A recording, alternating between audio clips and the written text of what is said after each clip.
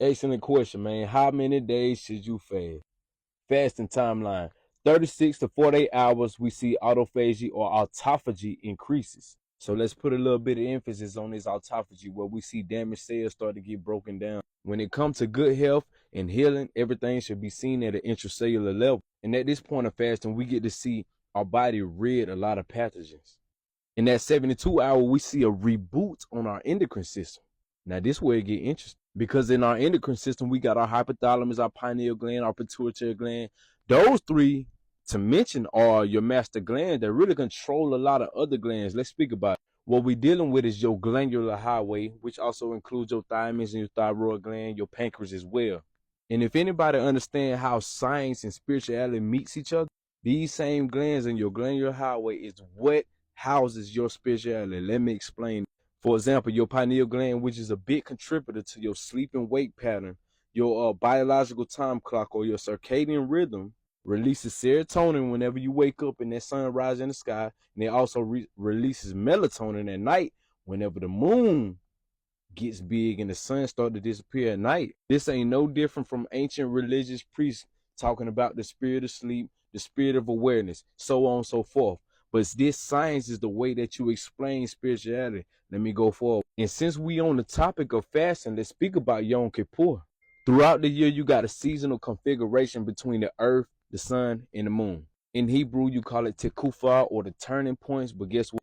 As well as seasonal changes, there's a lot of spiritual changes that happen throughout the year as well at these turning points. And right now, we are right here at the autumn equinox or equilux. This is where we got equal days and nights, 12-hour day, 12-hour night. The first new moon after the equinox in ancient Hebrew culture is a special day of Yom Teruah. And on this day, you set your intentions on the seventh moon.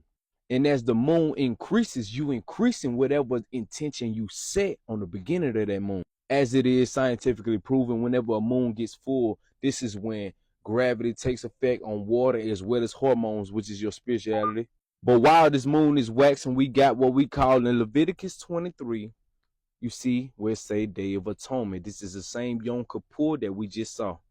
As you can see here, it say HaKippurim, which is the word Kippur we see here rooted in the word kafar, which means to cover, purge, make an atonement, make reconciliation.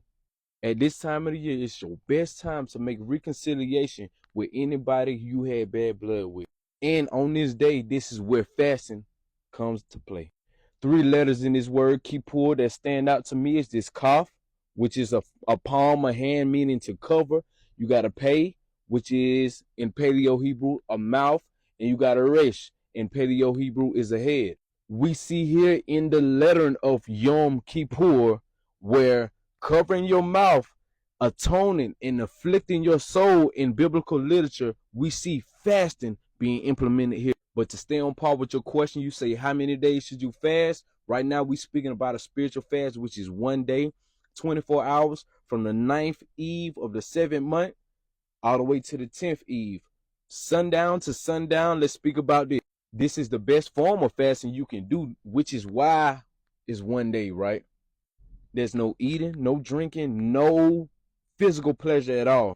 And with any form of healing, whether you're dealing with mental healing, physical healing, or spiritual healing, they all supposed to connect. This is holistic healing. Stay tuned for more information.